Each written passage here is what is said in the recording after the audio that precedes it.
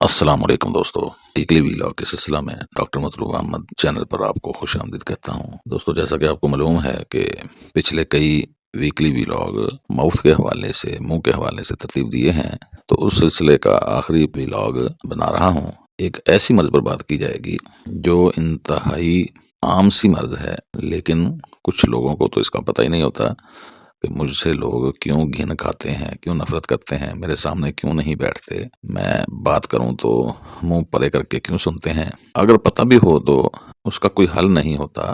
عام طور پر دانت صاف کر کر کے مریض رہ جاتے ہیں کہ شاید میرے دانتوں کا مسئلہ ہے، شاید ماسک خورے کی وجہ سے ایسا ہو رہا ہے۔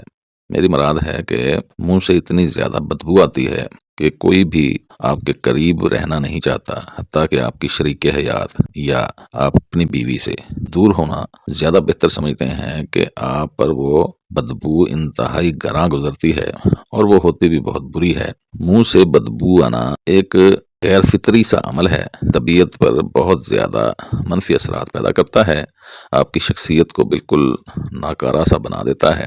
تو بات کرتے ہیں منہ سے بدبو کیوں آتی ہے۔ منہ سے بدبو آنے کے مختلف اسباب ہو سکتے ہیں، جیسے کہ دانتوں میں خوراک کے ذرات رہ جاتے ہیں جن سے سڑاند پیدا ہو کر بدبو کا سبب بنا کرتا ہے، یا دانتوں پر ٹارٹر کا جم جانا بھی اس کا سبب ہوا کرتا ہے۔ دانتوں کا بسیدہ ہو جانا، مسوڑوں میں پیپ ہونا، یا منہ کے زخموں میں پیپ ہونا، یا دانتوں کی جڑوں میں متعفن پیپ کی وجہ سے بدبو آنے لگ سکتی ہوتی ہے۔ عام طور پر یہی سمجھا جاتا ہے کہ دانتوں کے مسائل ہوں تو منہ میں بدبو پیدا ہوتی ہے، جبکہ کچھ اور وجوہات بھی ہیں، جیسے کہ قبض، بدہضمی، یا کبھی پھیپھڑوں کی انفیکشن بھی بدبو کا باعث ہوا کرتی ہے۔ سانس میں بدبو پیدا ہو جانا اکثر پھیپھڑوں کی وجہ سے بھی ہو سکتا ہے، جیسے ٹی بی کے پیشنٹ ہوں تو۔ اچھا، کبھی کبھی ایک اور بھی بات دیکھی ہے کہ کچھ ایلوپیتھک ادویات، خاص طور پر دل کے مریضوں کو، یا طاقت کے لیے شاید سینگو بیان نما کوئی دوائی ہے، وہ مریض کھاتے ہیں تو ان کے لیے سانس سے انتہائی غلیظ قسم کی بدبو آتی ہے، جو اگلے بندے پر، جو آپ کے پاس ہے، بہت گراں گزرتی ہے۔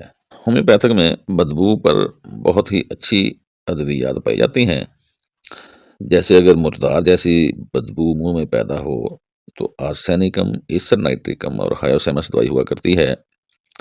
پنیر جیسی بدبو اگر آئے تو آرم میٹ، ہیپر سلف، کالی کارب دوائی میں سے دیکھیں گے، یعنی علامات ملائیں گے۔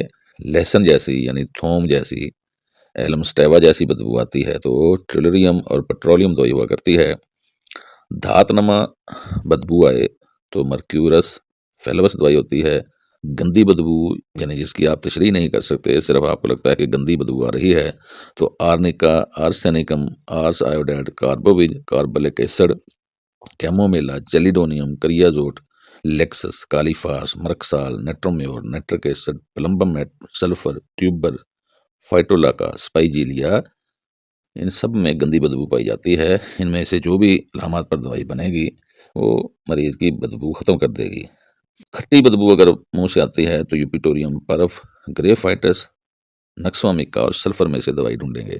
میٹھی بدبو اگر آئے تو مرکسال اور کاربونیمرس دوائی ہوا کرتی ہے۔ پیشاب جیسی بدبو آئے تو گریفائٹس دوائی ہوا کرتی ہے۔ ایک میں اپنی پریکٹس کے حوالے سے آپ کو گفٹ ہی کرتا ہوں کہ اگر آپ کو کوئی سمجھ نہیں لگ رہی کہ کیسی بدبو ہے، مینشن نہیں ہو رہا وہ لہسن جیسی ہے، پنیر جیسی ہے، گندی ہے، کھٹی ہے، میٹھی ہے، کوئی بھی بدبو ہے، آپ مریض یا مریضہ کو کالیفاس CM کی ایک ڈوز دے دیں اور مہینے تک آپ ویٹ کریں۔ امید ہے کہ اس مہینے میں ہی وہ بدبو ختم ہو جائے گی۔ اگر آپ کو لگتا ہے کہ ابھی بدبو باقی ہے تو مہینے کے بعد ایک خوراک اور دے دیں۔ ویسے اگر بہت زیادہ شدت سے بدبو ہو تو آپ 15 دن کے بعد بھی یہ دوائی رپیٹ کر سکتے ہیں۔